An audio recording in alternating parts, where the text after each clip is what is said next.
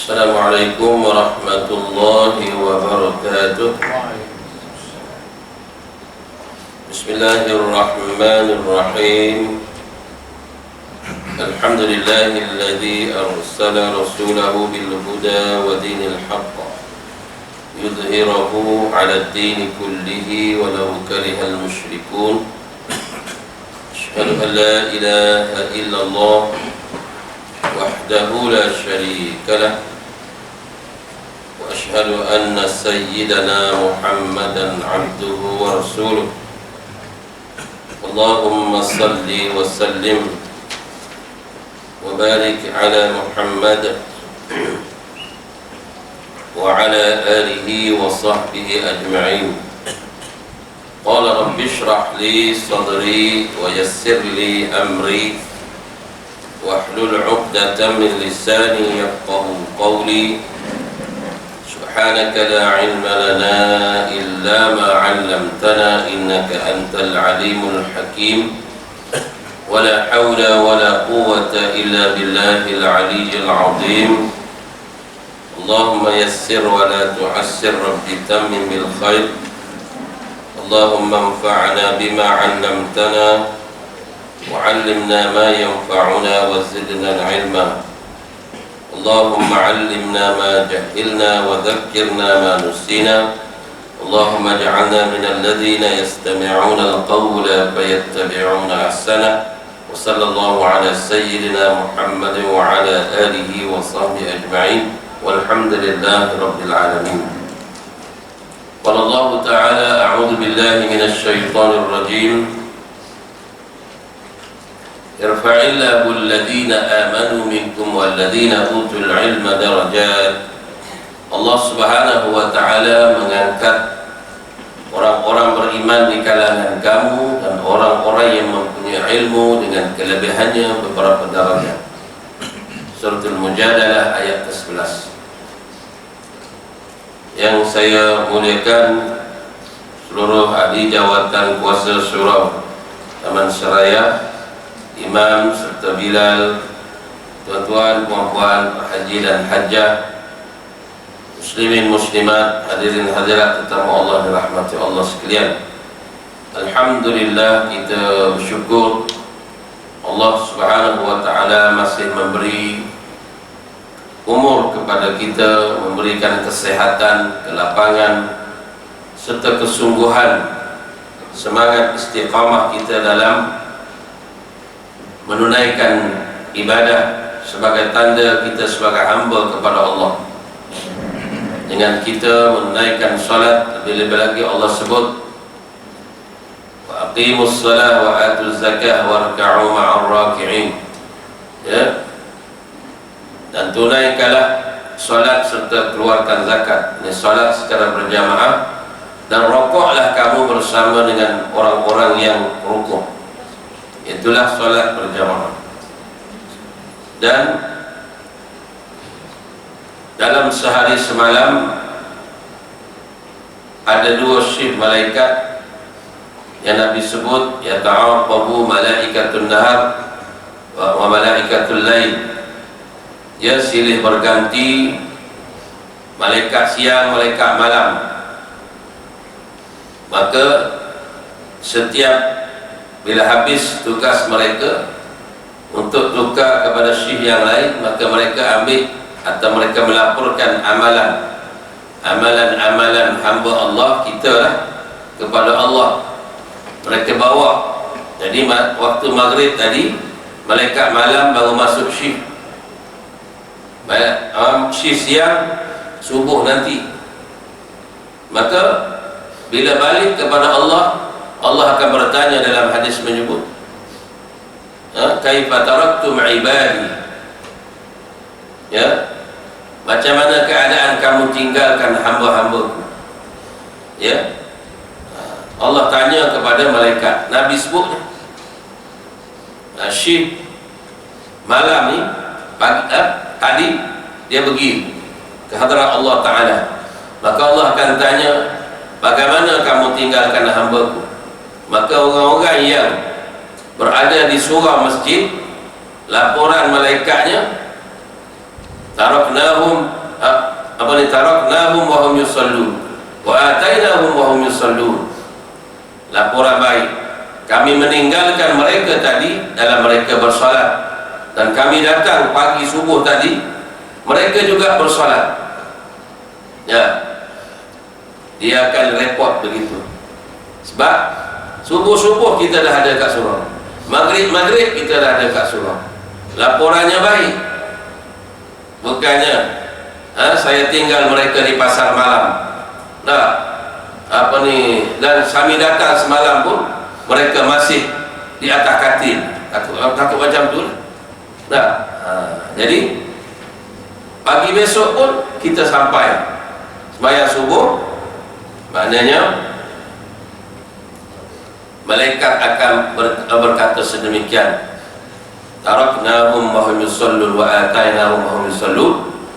Kami tinggalkan mereka dalam keadaan bersolat, dan kami datang mana petang ni, esok dia akan beritahu kami datang semalam pun dalam keadaan dia sembahyang. Alhamdulillah. Memang itu sistem kerajaan Allah. Nak ceritanya Allah pun ada struktur kerajaan dia. Ya. Walaupun kita tahu malaikat ni ada yang jaga siang, jaga malam, jaga bukit, jaga laut.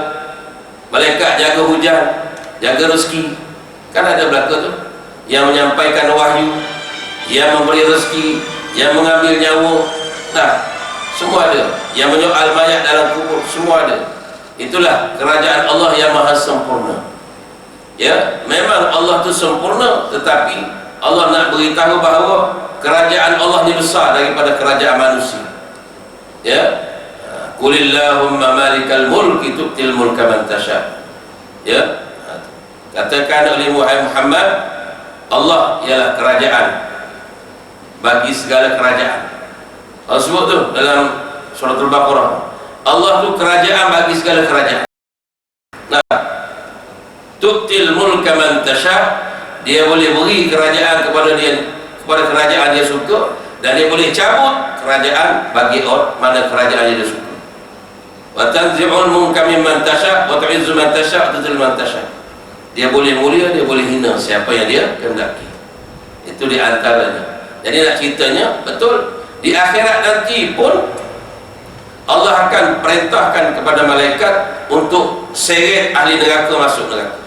Untuk malaikat zamannya nyalakan api yang besar sebelum daripada masukkan manusia yang derhaka itu 1000 tahun, 2000 tahun, 3000 tahun dinyalakan api sebelum daripada bakar manusia. Disebut dalam hadis. Ya, cuma sebagaimana ditanya oleh meja tadi, bahawa Allah mempunyai kerajaan yang besar, ada strukturnya. Ya, dan malaikat ni terlalu banyak. Ya, malaikat hafazah, dia ada malaikat, kan kita belajar dalam rukun iman yang kedua, malaikat. Cuba kita buka dalam kitab tauhid. Malaikat ni ada malaikat yang ada tugas, malaikat yang memang dia menjadi penolong kepada malaikat-malaikat yang lain. Malaikat yang jaga kita, hafazah dia panggil. Dia jaga kita, kita tidur dia jaga. Kalau dia tak jaga, semua boleh masuk dalam lubang hidung, lubang telinga kita. Cuba kita mati, tak ada, dia tak jaga, semua pun masuk dalam telinga dan lubang hidung. Betul? Kalau kita mati, kan, kejap je cuba tinggal, semut mayat tu dia masuk dalam hidung, semut mayat tu masuk dalam telinga. Mesti ada semua. Ya, yang jaga bukit Taif tu, yang nak hempak orang Taif yang degil dengan Nabi tu, malaikat yang jaga bukit Taif tu, izinkan kami angkat hempak atas kepala mereka. Itu dia ada penjaga dia, semua ada. Ya, itulah maknanya besarnya kerajaan Allah. Supaya manusia akur, kerajaan Allah lagi besar. Kerajaan manusia bersama pun kecil di bawah, ya, arahan Allah Subhanahu wa ta'ala. Itu maknanya Allah nak suruh kita kenal dia. Dia ada sistem pengurusan. Malaikat-malaikat yang bekerja tidak pernah derhaka kepada Allah, dan menunaikan segala perintah Allah. La ya'sunallaha ma amarahum wa yaf'aluna ma yu'marun. Lalu kata dia tadi, kita nak sambung muka surat 79 iaitulah sendi-sendi kekuatan dalam memerangi nafsu. Yang pertama dulu kita kata hati. Itulah kekuatan yang boleh menahan hawa nafsu kita daripada dikhianati atau dikuasai oleh iblis syaitan. Ya. Dan sebab itulah hati ini ada yang sehat, ada yang sakit, ada yang mati. Hati ini ada orang hati yang sehat, ya, hati yang sentiasa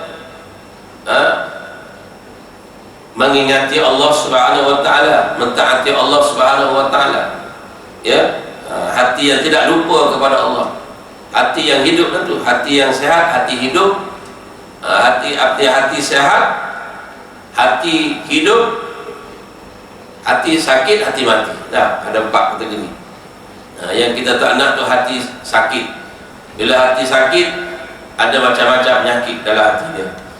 Nah, hati yang mati, orang cakap apa pun tak masuk dalam diri dia. Cerita tentang azab, cerita tentang surga, pahala, jom kita pergi surau, pahala Jumaat 27, tak rasa apa bagi dia, mati tu. Ya.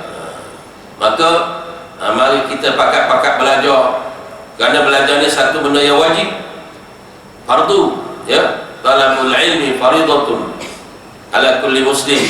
Mencari ilmu, menuntut ilmu adalah wajib ke atas orang Islam, maknanya lelaki perempuan. Ya, kita datang ke surau ni, kita buat benda wajib, bukan hanya sembahyang je wajib. Belajar ni wajib. Mana-mana benda yang kita wajib tahu, kita tak tahu, kita wajib belajar. Mengenal Tuhan, mengenal Nabi, mengenal diri, memahami halal haram. Ni antaranya. Jadi kita belajar ni, apa arti saya mengandung Islam? Kalau saya orang Islam, apa yang saya harus buat? Kan? Kalau sekadar mengaku, semua orang mengaku Islam. Islam ni cukup dengan mengaku saja. Saya orang Islam, apa benda tak buat? Tak. Islam dah berdasar kepada akuan lidah. Ya. Macam juga saya orang Malaysia, apa benda tak ada, IC tak ada, pasport tak ada, dah, surat beranak tak ada. Siapa nak iya kan? Saya orang Malaysia cakap pasal, dah, mana dokumen tak ada. Nah, begitulah umpamanya, ya. Jadi kita kena buktikan dengan amalan. Sebab sahnya sesuatu perkara tu Islam kita ni dengan iman, amal yang soleh, barulah kita dikategorikan orang yang benar-benar menjadi orang Islam. Kalau mengaku Islam pada nama, kan Nabi sebut dalam hadis, ya, yakunu fi akhir zaman la yabqa min al-islam illa ismuh wa la yabqa min al-Quran illa rasul. Ya, akhir zaman nanti tidak akan tinggal Islam itu melainkan pada nama dia Islam, tapi amalan tidak Islam, perilaku tidak Islam, tak ubah seperti orang yang tidak orang Islam. Muslimah itu Allah beri pengajaran, Allah didik, Allah ajar mereka dengan Serbia. Sebab mereka tak ada agama, suruh mengucap tak reti, sembahyang lagi lah. Dah sekali mereka semua balik kepada masjid. Apa? Masjid tu tempat selamat. Macam kita tengok tsunami apalah, rupanya masjid tu tempat selamat, surah masjid. Allah Ta'ala tunjuk masjid satu pun tak roboh. Ya, walaupun kecil masjid tu, air tak rempuh, selamat, cantik. Nah, saya pergi ke Palu itu hari, masa gempa bumi di Palu. Selamatnya masjid tak roboh, semua ganak habis tepi laut tu. Masjid macam kita kata jadi masjid terapung. Ya, di Palu saya pergi, dan kami dah buat siap satu masjid. Kami para ustaz kumpul-kumpul cari duit, pak kuliah dan macam-macam, buat siaplah masjid yang dalam 300 dekat 400 ribu ringgit. Ada lagi masjid tu, dan ada pondok sebelah dia sekarang. Tu ya. Itulah kadang-kadang kalau saya minta derma tu ke situlah tuan-tuan, Palu, Kemboja, untuk membantu orang-orang sana yang tak ada, nak menghidupkan suasana Islam. Ya, betul, bila tak ada masjid, maka di situlah akan bercambah kemungkaran. Bila tidak ada azan, ya, tidak ada orang yang mengajar, memberitahu hukum Islam dan sebagainya. Kadang-kadang mereka tak tahu apa tentang Islam, ya. Itu dia kata hati. Yang kedua akal, teman-teman. Akal adalah, itu situlah sambungannya. Kita berhenti pada bulan Oktober lepas. Akal adalah ciptaan Allah yang dapat melihat, mempunyai daya memahami sesuatu, mampu membezakan dan dapat menyimpan sesuatu pahaman dari ilmu-ilmunya, di mana dengan ilmu itu kelak ia dapat menghampirkan diri kepada Allah. Itu tujuan kita belajar. Ada ilmu, di mana tahu. Al-fiqhu, al-fahmu, maksudlah ilmu. Ilmu ni mengetahui. Ya, betul. Bila kita tahu, kita akan ada maklumat, ada informasi bahawa benda ni boleh, benda ni tak boleh, ini macam ni dah. Yang tahu pun kadang-kadang langgar pun lagi banyak juga. Mengetahui keagungan Allah serta kekuatannya. Sebab itulah akal yang penting, ilmu. Sebab itulah lebihnya manusia daripada malaikat. Bila Allah kata, wa idza qala rabbuka lil malaikati inni ja'ilun fil ardi khalifah, ya, dan ingatlah ketika Allah berfirman bagi malaikat. Allah kata kepada malaikat, inni ja'ilun fil ardi khalifah. Ayat 30 surah Al-Baqarah kan. Sesungguhnya aku nak jadikan di atas muka bumi ini khalifah, penjaga, penguasa ataupun wakil Allah di atas muka bumi, ya, penerus kesetiaan, ketaatan di atas muka bumi. Sebelum ni malaikat-malaikat dia beribadah di tempat dia di atas langit, malakut. Jadi Allah pun kata, aku nak buat atas muka bumi ni khalifah, penjaga bumi. Ya, maka lantas terus malaikat yang baik tu dia kata apa? Qalu ataj'alu fiha man yufsidu fiha wa yasfiku ad-dima' wa nahnu nusabbihu bihamdik wa nuqaddisu lak. Ya, maka Allah kata qala inni a'lamu ma la ta'lam. Lalu malaikat kata apa? Adakah kamu nak menjadikan, wahai Tuhanku, ya, manusia ni yang menumpahkan darah, berbunuh-bunuhan, melakukan kerosakan, bukankah kami ni hamba engkau, ya, yang selalu mentasbih, mensucikan kamu, yang selalu beribadah kepada kamu. Wa nahnu nusabbihu, kami sentiasa bertasbih, wa nahnu nusabbihu bihamdik, dan memuji kamu, wa nuqaddisu lak, dan sentiasa mensucikan kamu. Ya, Allah kata, malaikat, inni a'lamu ma la ta'lam. Sesungguhnya aku tahu apa yang kamu tak tahu. Lalu Allah pun nak tunjuk bahawa lebih Adam daripada malaikat. Wa 'allama Adam al-asma'a kullaha thumma 'aradahum 'ala al-malaikah. Ya, kemudian Allah mengajar kepada Adam nama-nama benda barang.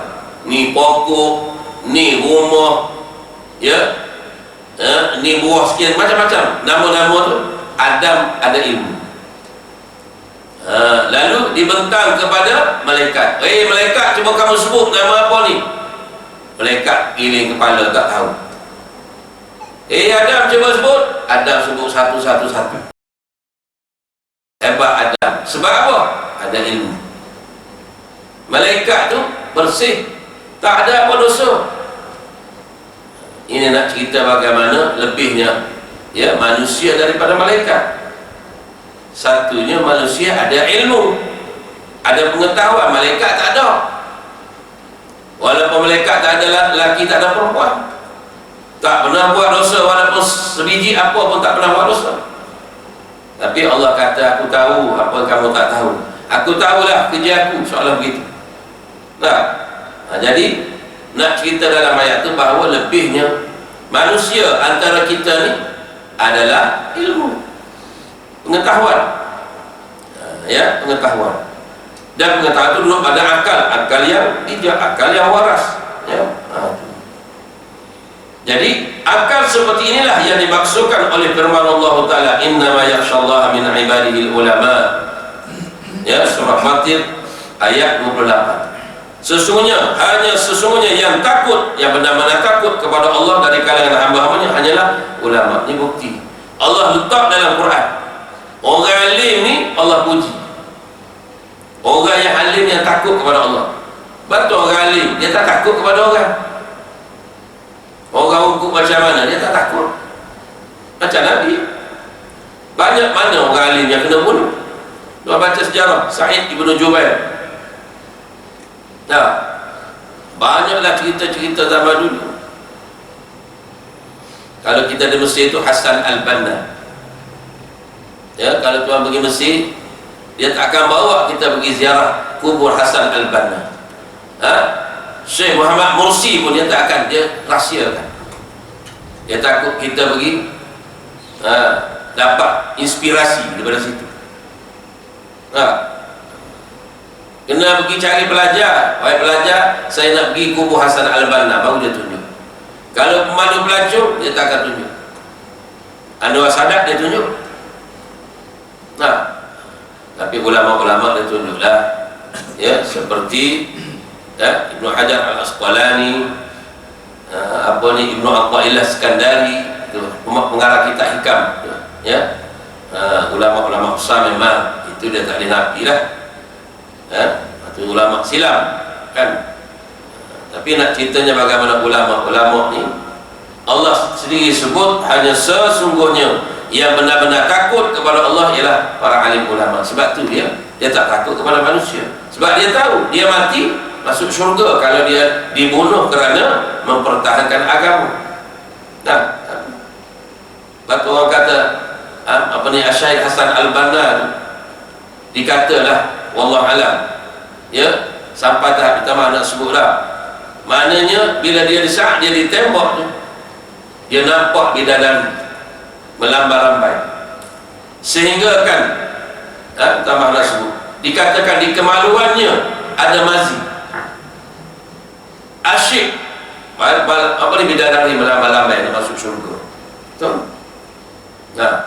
Betul, orang mati syahid ni syurga tunggu dia. Sebab tu roh orang yang mati syahid berada di Jannatul Firdaus, dalam tembuluk burung warna hijau dalam syurga. Roh Nabi-Nabi Jannatul Adn disebut oleh para hukama. Roh orang munafik dan kafir Sijin, neraka Jahannam.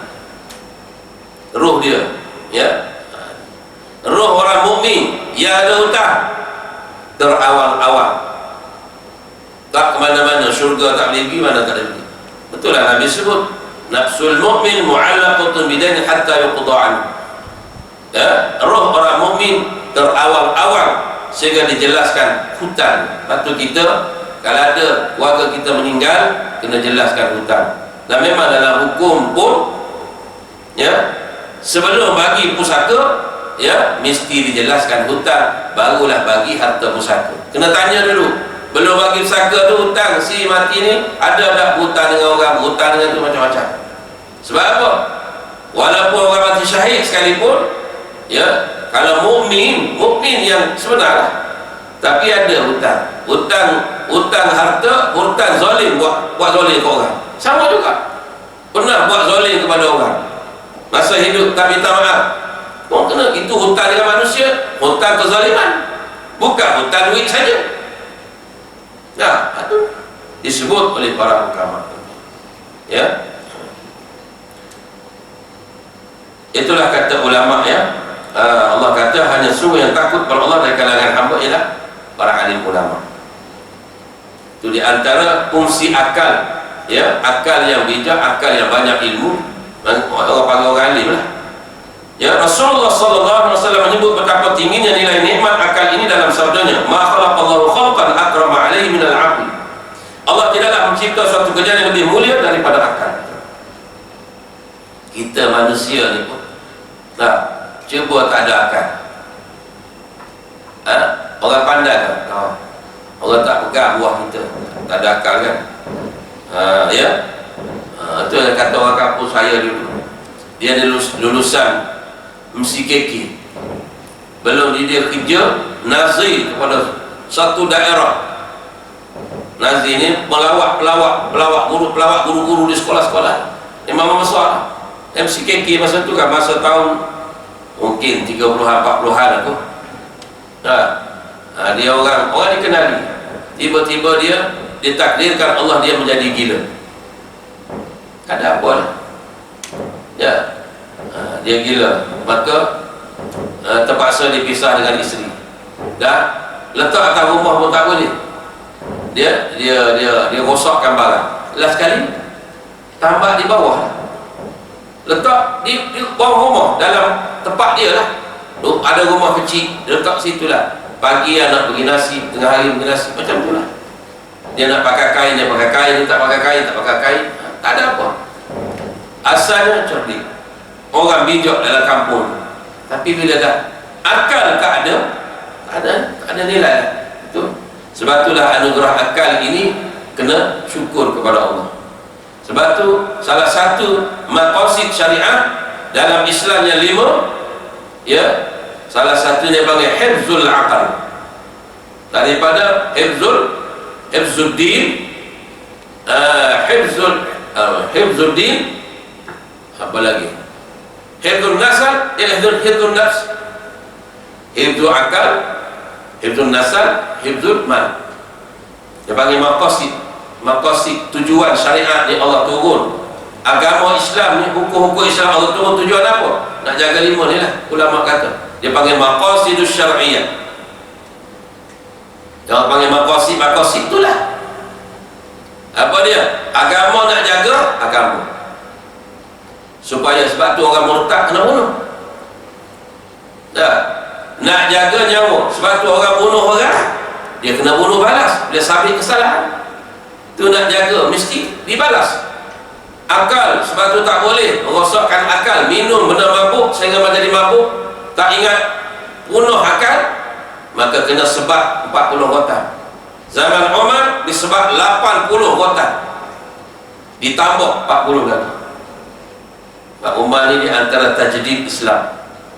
Zaman dia mengentok, dia wujudkan gaji tentera, kementerian. Zaman Nabi tak ada lagi. Dan yang pertama menggelarkan pemimpin Islam dengan Amirul Mukminin ialah sebelum ini khalifah.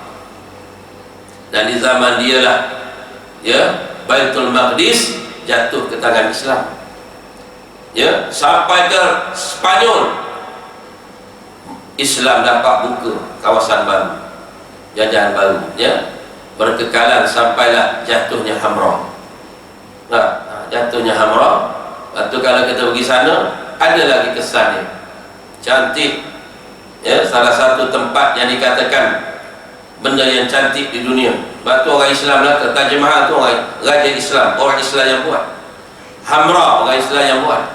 Cordoba, kota Cordoba, orang Islam. Cordoba tu, ya, kalau kita pergi tengok kota Cordoba tu, dia punya seperti Masjid Nabawi. Masjid Nabawi tu tiru dia, dengan mihrabnya, dengan apanya. Itulah nak sebut bagaimana Islam, ya. Jadi jaga akal. Yang keempat, jaga Ibn nasal keturunan, sebab itu tak boleh berzina, memutuskan keturunan.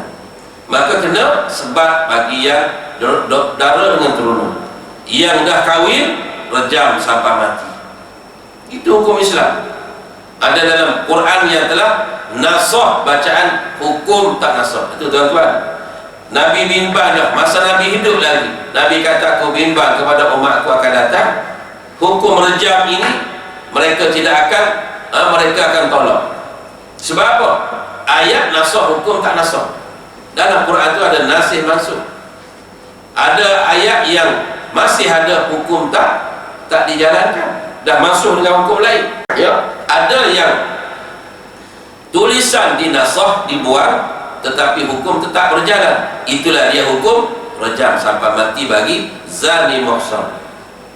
Itulah ayat az-zaniyat asy-syaikh wasy-syaikhatu idza zanaya farjumuhuma al-batta kana min Allah. Ya, orang tua lelaki berzina, orang tua ni orang dah kahwin. Ya, bukan tua tak kahwin. Orang tua dah merasai nikmat perkahwinan, dia panggil muhsan. Ya, orang tua lelaki atau perempuan berzina, maka dah direjam sampai mati. Rejam sampai mati, bukan rejam tak mati. Kalau tak mati, tiga biji batu cukup lah. Tapi direjam tu sampai dia mati. Sebab apa? Betul. Kalau kita fikirkan, kalau dia ada suami, apa akan jadi? Kok mana-mana pun mungkin isteri dia akan dibunuh oleh suami. Dan kalau dia hidup, lahir anak macam mana? Itu Islam terus. Nah, air dia akan habis semua. Dosa dia buat dosa tu bersih. Sebab apa? Hukum Tuhan. Dia buat dosa, kalau tak ada dosa lain, dia mati masuk syurga. Itu hebatnya hukum Islam.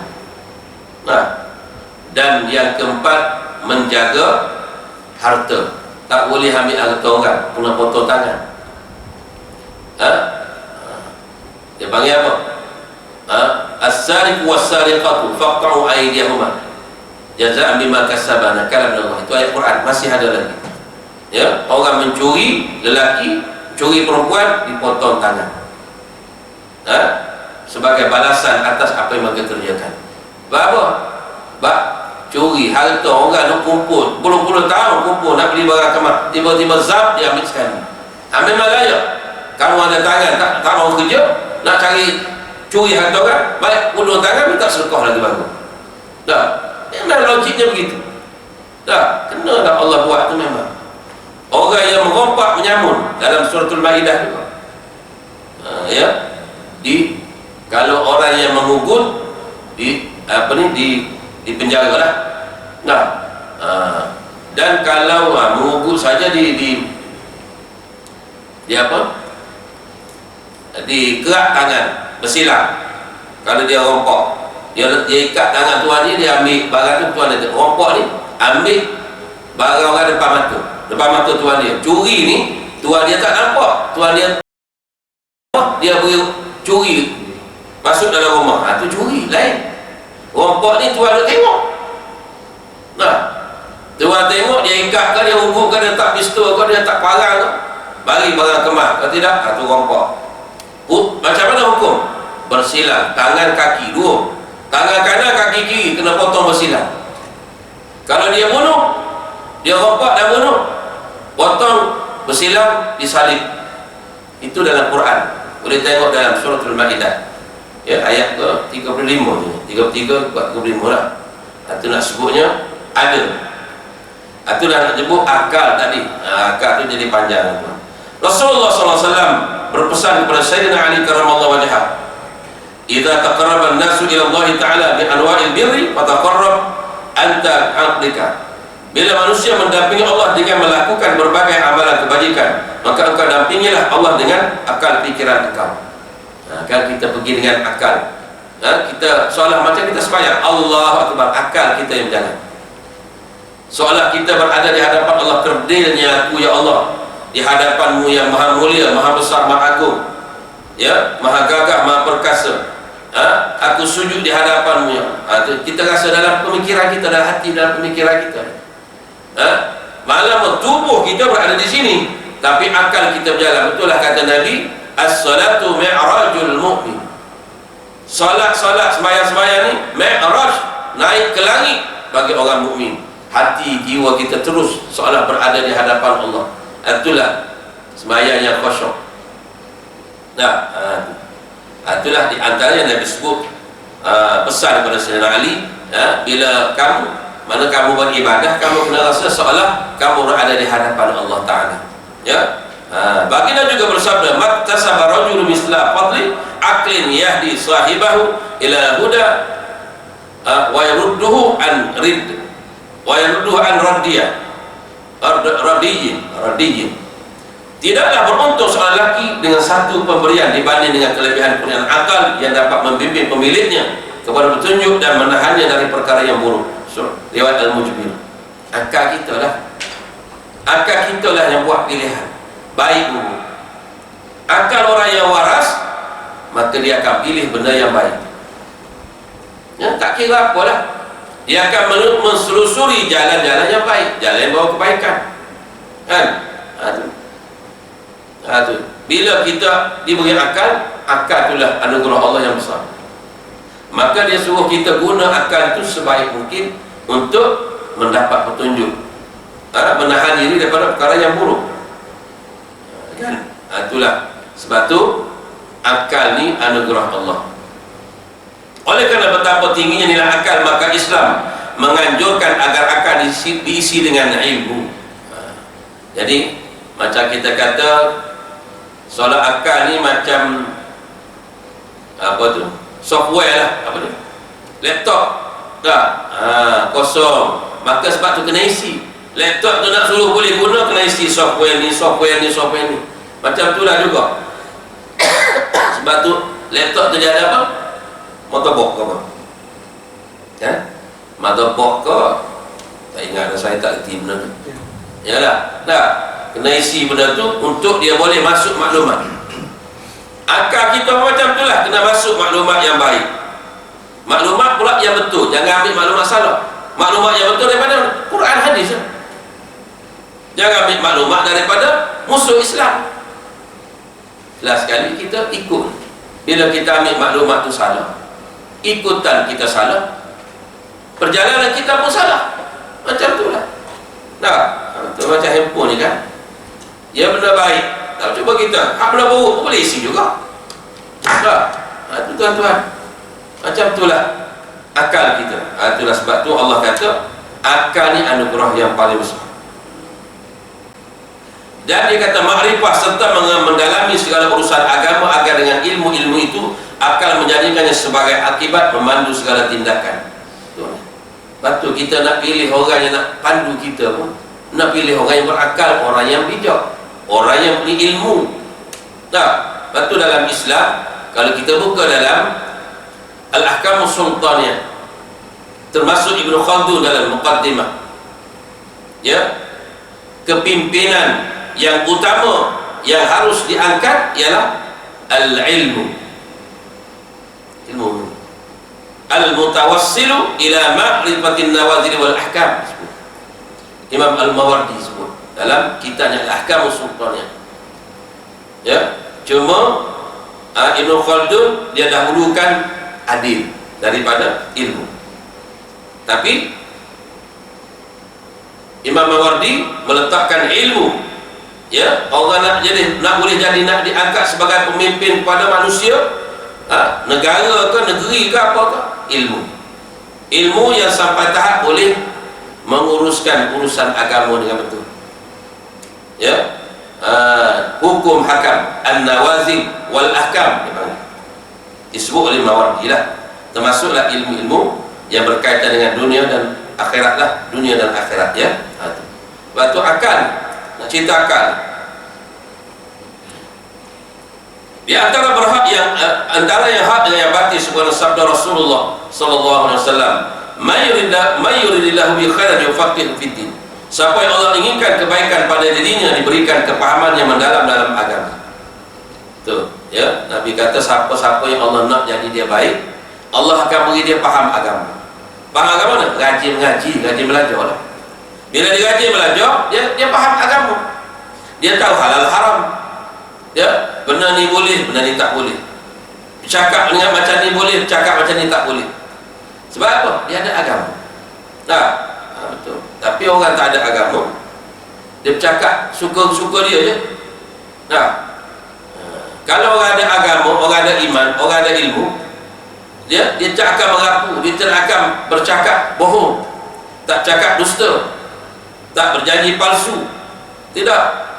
Bahkan cakapan itu dia ingat. Cakap dia tu Allah dengar. Cakap dia tu Allah tulis. Malaikat tulis. Cakap dia tu akan dipersoal. Bukan hanya orang ramai akan soal, Allah, malaikat akan soal. Tulis. Sabda baginda lagi, fadlul alimi 'ala al-'abidi ka fadli 'ala adna rajulin min ashabi. Itulah dalam hadis ini juga disebut kelebihan keutamaan orang alim atas orang yang abid, ahli ibadah. Dua-dua tu baiklah ke. Tapi alim ni banyak ilmu.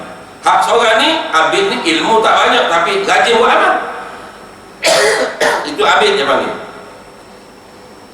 Nabi buat misal kelebihan orang alim dengan orang yang ahli ibadah. Mengatik rajin, sembahyang Jumaat rajin, ilmu tak banyak tapi rajin. Tapi nak banding dengan alim, orang yang banyak ilmu, yang beramal dengan ilmu, seperti kelebihanku atas orang yang paling rendah dari sahabat-sahabatku. Nabi kata seperti orang alim itu seperti aku, orang abid tu yang buat ibadah tu seperti orang paling sahabat aku yang paling corok sekali. Itulah Nabi buat misal. Jadi nak sebutnya ilmu ni berdasar kepada akal lah. Akal kita baik, akal ilmu kita pun baik. Semua ini dia kata membuktikan betapa tinggi nilai dan kesan-kesan akal dalam proses membina kekuatan insan dalam diri manusia. Itulah dia punya poinnya, hebatnya akal ini dalam pembinaan insan. Sebab tu kita kan kena bentuk minda, dia panggil minda lah, minda akal orang muda ke arah mendekati agama. Sebab itulah program-program remaja tu kan, di antara program untuk mendoktrinkan minda mereka kepada agama. Memang begitu. Sebab itulah anak-anak kecil tu kan disuruh kita ajar mereka dengan Quran, dengan ilmu-ilmu agama, bukan diajar dengan perkara-perkara yang boleh merosakkan mereka. Hari ini paling merosakkan benda ni lah. Ada berlaku ada tu. Itulah nak kawal pun kadang-kadang tak terkawal. Dengannya lah manusia dapat mengenali serta menyelami hakikat alam semesta dan rahsianya. Dengan akal hati nurani kita lah, kita boleh kenal Tuhan, boleh kenal diri, dengan ilmu lah syaratnya. Akal itu dimasuki dengan ilmu Quran hadis. InsyaAllah akal kita akan berseri, akan jernih. Sebab tu kan kita anak-anak ni kita suruh dia awal-awal ni dia ingat Quran, hafal Quran. Bila dia hafal Quran, jiwa dia bersih. Benda yang bersih itu dalam diri dia. Maka bila dia belajar benda-benda hak baik itu, seolah dia magnet, tarik masuk dalam akal, dalam otak dia tu untuk mudah mengingati apa sahaja. Dan kita tengok para ulama besar-besar macam tu lah, Imam Syafi'i, Imam Nawawi, imam-imam yang lain, mak ayah mereka menghantar mereka hafal Quran 6 tahun, 7 tahun, 8 tahun dah hafal Quran siap 60-30 juz. Batu dia, otak dia bijak. Sebab dia beli segala master di situ. Master dia Quran kan. Bila kita berjaya hafal benda yang sosok Quran ni, benda lain hafal jadi mudah. Itu di antara kuncinya. Atau kita tengok doktor-doktor di Arab kan, hafal Quran. Apa Quran tu? Waktu dia boleh cakap agama, walaupun dia doktor merawat orang sakit. Dia boleh counselling orang yang sakit tu dengan gini-gini. Siapa dia kata? Saya dah ubat macam-macam, pakcik. Ya, satu saja yang Nabi sebut menjadi ubat juga adalah sedekah. Dia cakap, dah ubat ni dia bagi orang ni tak sembuh. Pakcik balik ni gaji yang bersedekah. Ada orang buat, sembuh. Sedekah rupanya, betul. Nabi sebut dawu mardakum bisadaqah. Ya. Nabi suruh kita makan ubat, tapi ada satu hadis Nabi kata ubatlah penyakit kamu dengan sedekah. Ada? Ya, pun sedekah. Sehat. Ya. Tu Arab, doktor Arab lah. Oleh demikian, akal seorang muslim, akal seorang mukmin itu adalah akal fikiran yang waras. Itulah beza kita dengan akal orang yang tidak muslim. Dapat membezakan baik dan buruk, ya, halal dan haram, kebaikan dan kemungkaran, kerana ia melihat segala perkara dengan cahaya Allah. Itulah kita orang mukmin, orang Islam melihat sesuatu dengan pancaran cahaya kebenaran daripada Allah. Sebab tu kita kena letak Quran dulu di depan. Apa yang ada, apa yang berbetulan Quran boleh. Apa yang bertentangan Quran kita tak mau meneruskan. Dia dengan cahaya Allah, kerana dia lihat segala perkara yang cahaya Allah yang dapat menembusi di sebalik tutupan yang halus. Firman Allah Ta'ala, wa man lam yaj'al lahu nuran fama lahu min nur. Dan barang siapa yang tidak diberi cahaya petunjuk oleh Allah, maka tidak ada baginya cahaya sedikit pun. An-Nur ayat 40. Ini buktinya, siapa-siapa yang Allah tak beri cahaya dalam hati dia, dalam pemikiran dia, maka tidak ada cahaya walaupun sikit. Itu yang kita takutnya. Takut kita diketerikan orang-orang yang Allah murka, Allah tak buka. Ya, sebab Allah berjanji, innallaha la yahdil qaumal fasiqin. Sesungguhnya Allah tak beri hidayah kepada orang fasik. Innallaha la yahdil qaumal munafiqin, zalimin ataupun kafirin. Allah tak akan beri hidayah kepada orang kafir. Ini Quran semua. Ya, orang fasik, orang zalim, orang kafir, Allah tak beri hidayah. Banyak dalam Quran, innallaha la yahdil qaumal fasiqin. Dalam surah Al-Munafiqun tu kan, orang rosak kehidupan mereka daripada beragama, dia panggil fasik, maka Allah tak beri hidayah. Itu yang takutnya kita masuk dalam kategori orang yang kategori fasik, Allah Ta'ala tutup hidayah, tak ada. Fama lahu min nur, tidak ada baginya cahaya. Bila cahaya tak ada, tuan-tuan, tak payah marilah lampu spotlight pun tak jadi, tuan-tuan. Kan?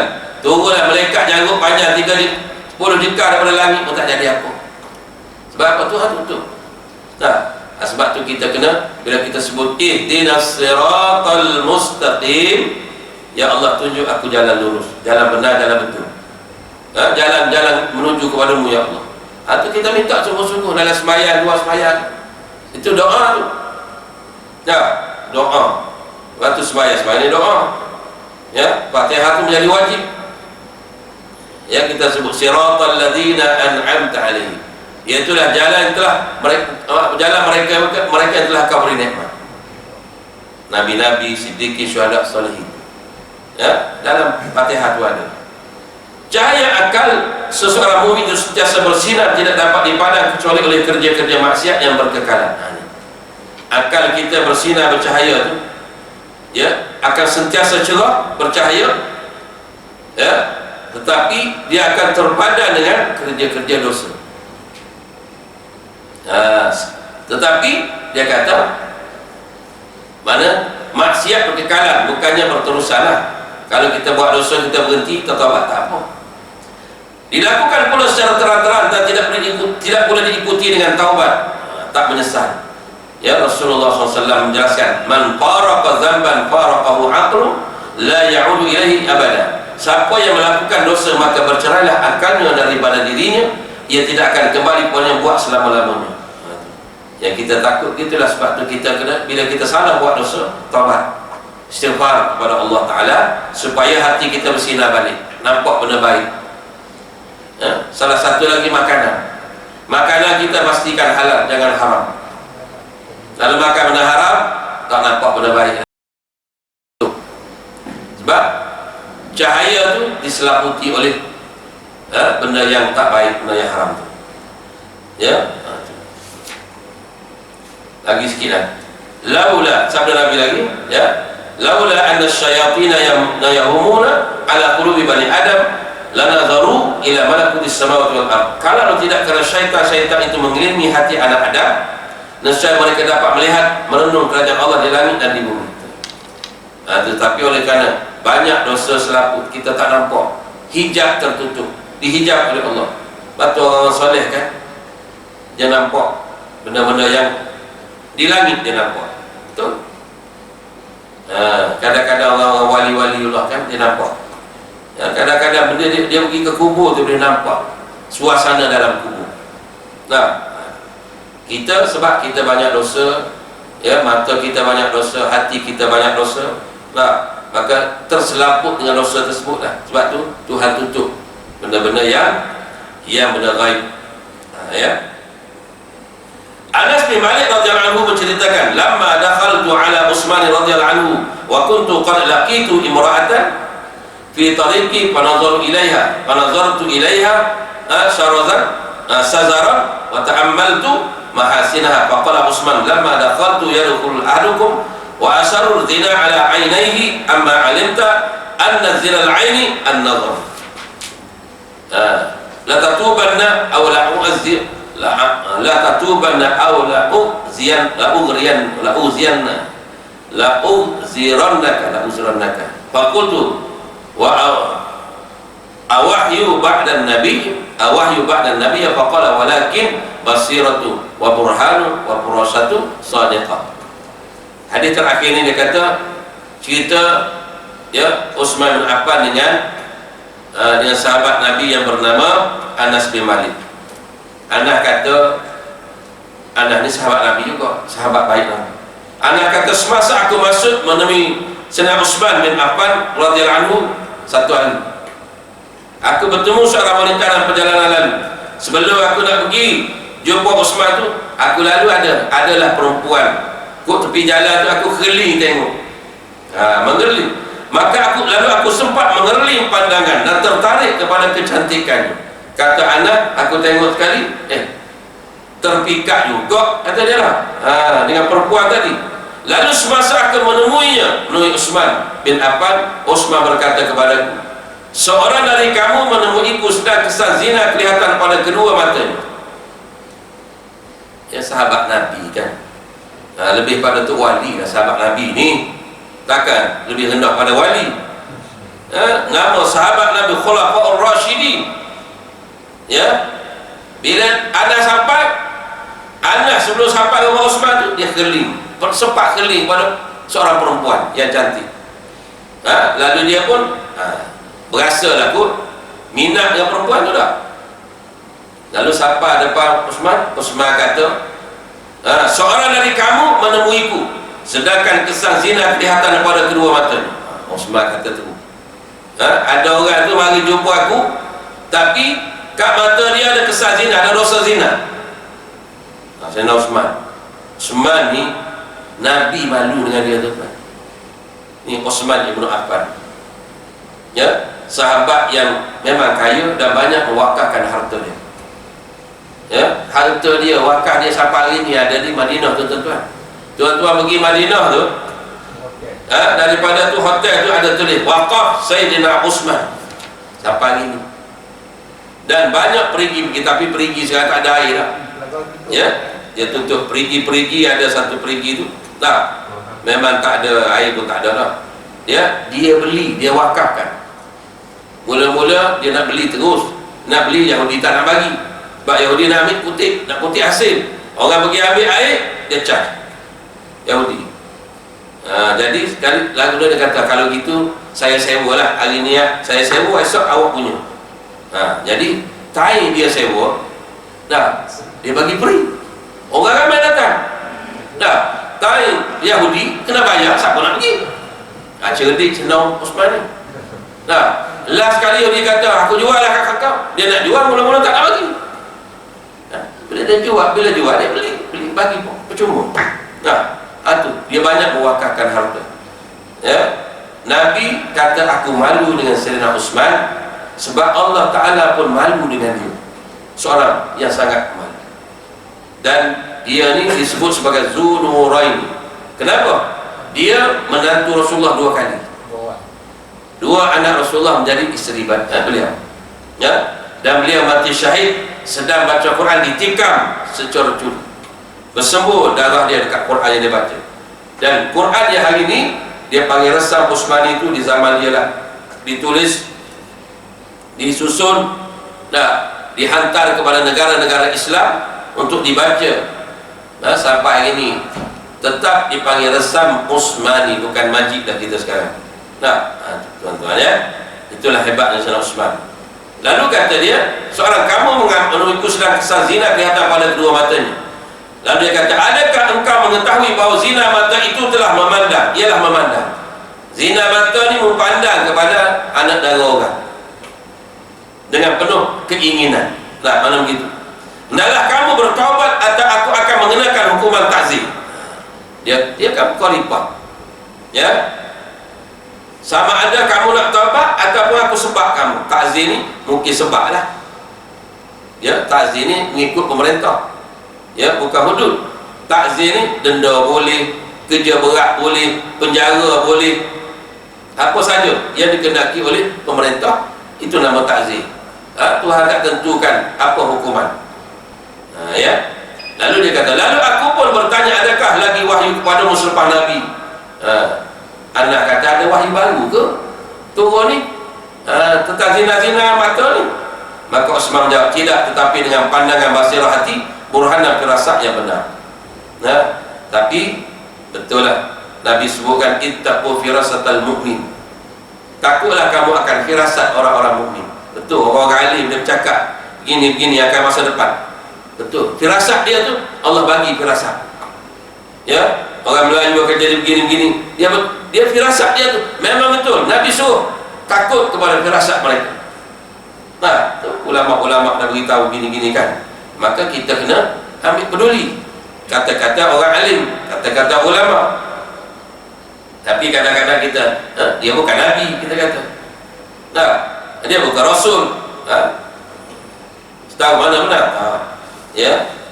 Tapi ada seperti mana yang berlaku kepada Utsman bin Affan ni, ya. Dia sebut tu bukan wahyu dah habis, dah Nabi wafat, tapi firasat Allah beri kepada aku, hati nurani aku Allah bagi nampak. Bayangkan kita tak nampak, tapi dia nampak kesan pada mata tu ada dosa zina. Itulah yang disebut oleh Sayyidina Anas. Ya, wallahu a'lam. Cukuplah sekadar tu, tuan-tuan. InsyaAllah tadi lagi kita akan tengok ke tanda-tanda ketewasan jiwa pada kuliah akan datang, ya. Jiwa-jiwa, dan juga kita akan lihat cara-cara menghalang godaan syaitan, ya, pada diri kita. Wallahu a'lam.